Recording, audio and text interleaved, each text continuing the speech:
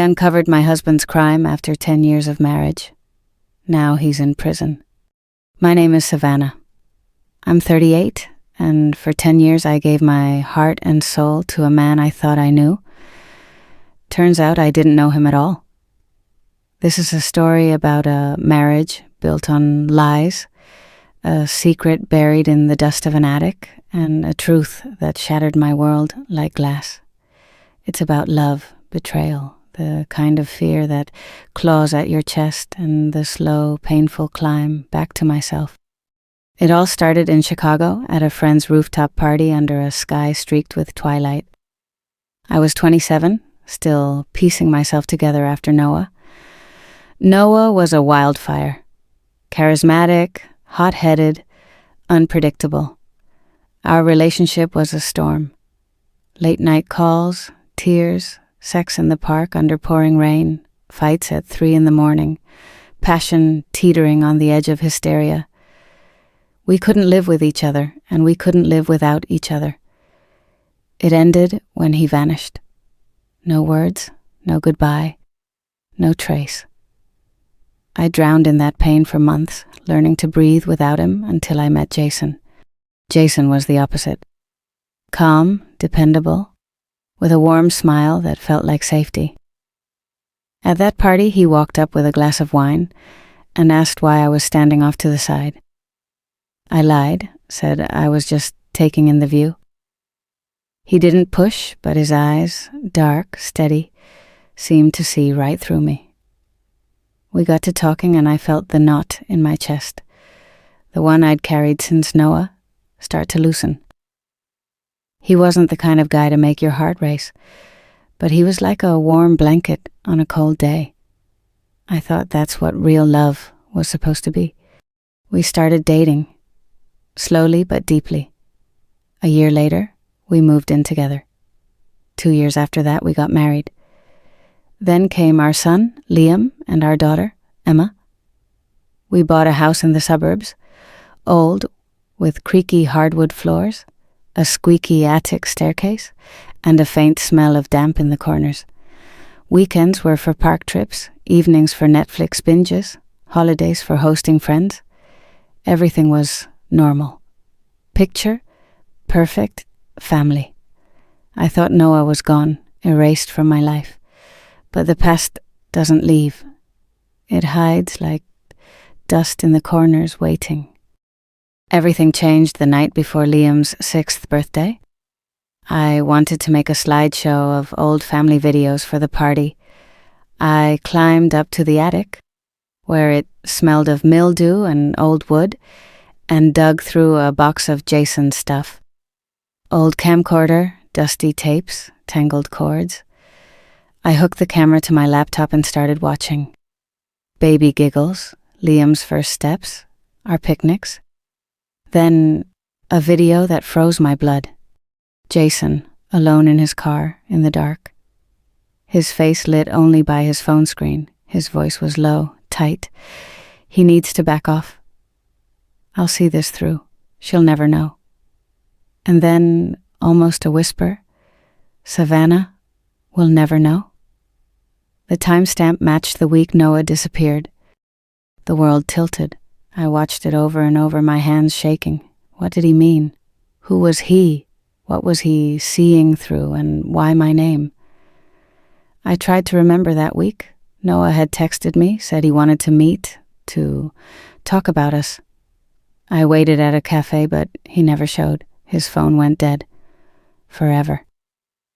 I sat in the living room until dawn, clutching a cold mug of tea, realizing the man sleeping in my bed was a stranger. I started looking for Noah. I messaged old friends, hunted for his sister on social media. Nobody knew anything. The only clue was an old postcard I found in a box of my things. Noah's handwriting. Savannah, I need to talk to you.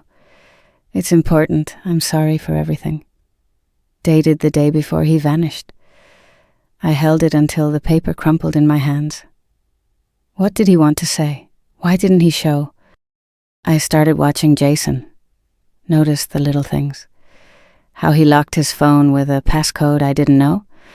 how he'd leave for errands with no explanation, how his eyes turned cold when I asked too many questions. I checked his closet, his car, his laptop, while he was at work.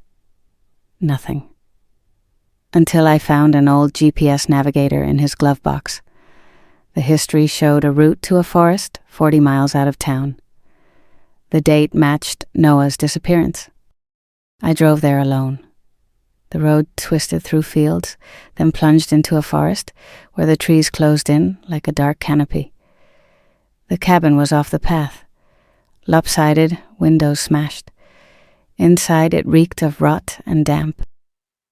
I found traces. A broken chair, stains on the floor, ashes in the fireplace. Something glinted in the corner. A bracelet I'd given Noah. His initials were engraved inside. I snapped photos, my hands trembling, and got out before dark. Back home, I hid a knife under my pillow. I started recording audio diaries on my phone, stashing files in the cloud, and on USB drives I hid in Liam and Emma's toys. I checked the windows every night, jumped at every creak.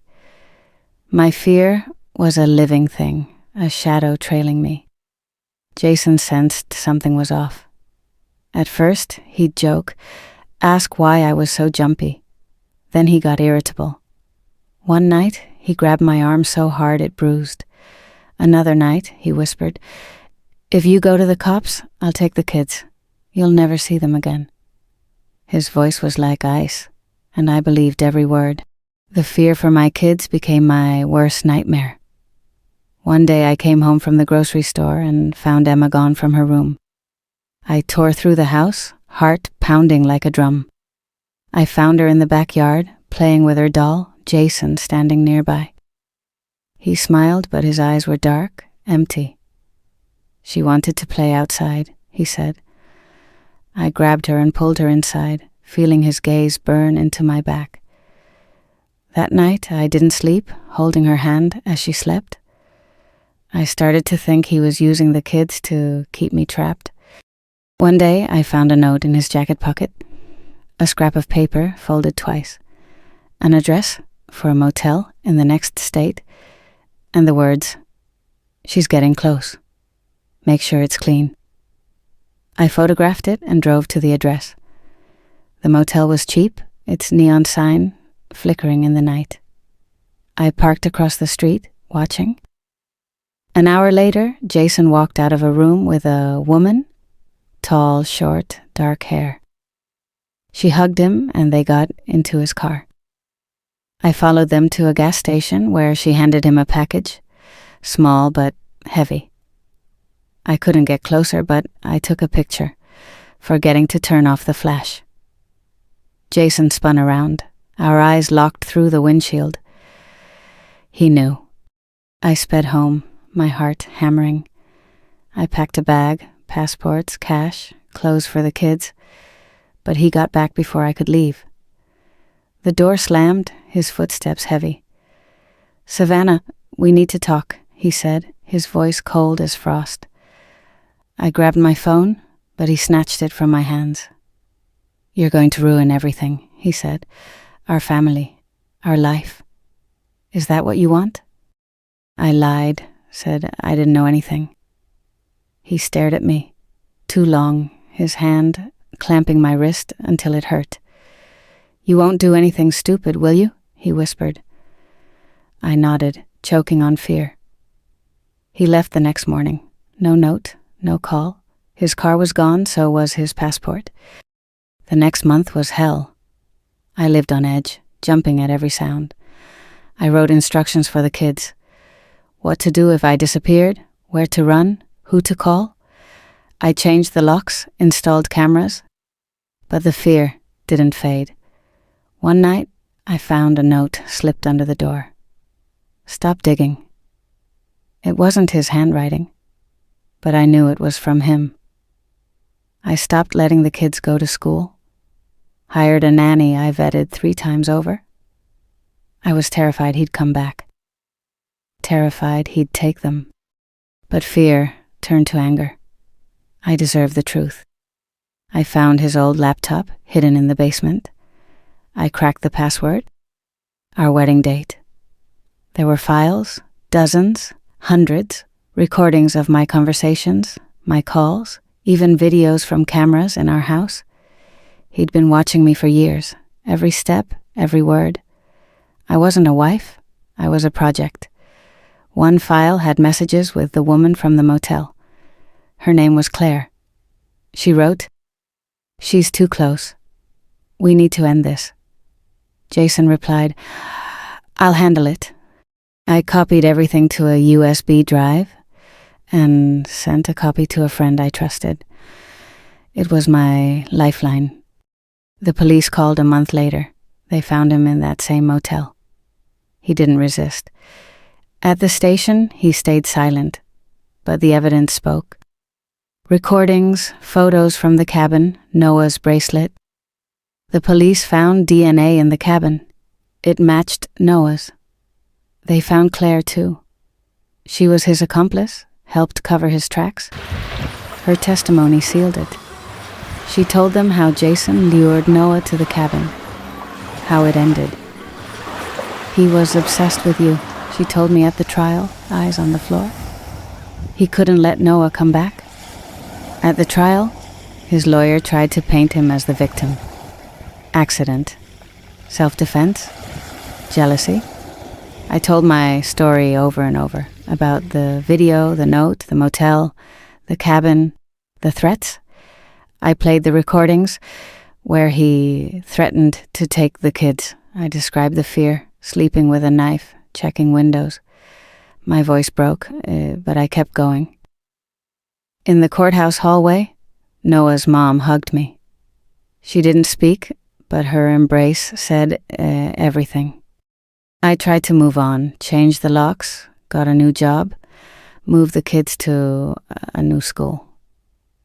We left for a small house by a lake where the air smelled of pine, not fear. I started breathing again. 6 months later, unpacking boxes in the new attic, I found another letter from Noah, tucked in an old book I hadn't opened in years. If you're reading this, I did what I had to. I wanted to protect you. I'm sorry. There was a photo, us in the park, laughing, young. I cried myself to sleep, clutching it. I don't know what he meant. Maybe he found out about Jason. Maybe he tried to warn me. I'll never know.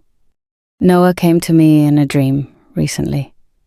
He was sitting on a swing in the park where we used to walk, calm, with that smile that used to stop my heart. He said, "You did it." I woke up with wet cheeks, but for the first time in years I felt lighter. I did it. For the kids. For me. For Noah, who might have been trying to save me. The dust of secrets still settles in the corners of my life.